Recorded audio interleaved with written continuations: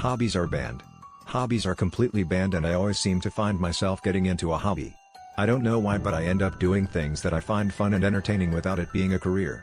I always cross the line of what is a hobby, and when I get myself into another hobby, I beg someone to pay me because I don't want to get in trouble for having a hobby. So begged Carlisle to start paying me for a hobby of mine. This new hobby of mine, I didn't mean to find it, but being alive every day and living in the moment became my hobby. I started to live in the moment and just exist every day, and it became a hobby of mine in which I enjoyed.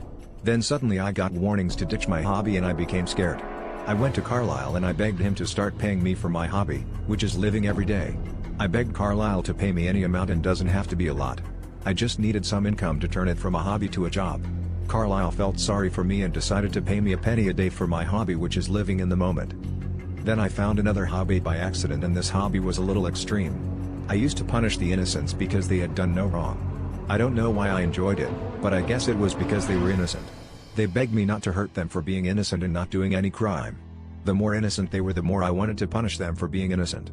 I didn't realize that it was a hobby until I got a warning in the post and a demand to turn this hobby into a job or face consequences.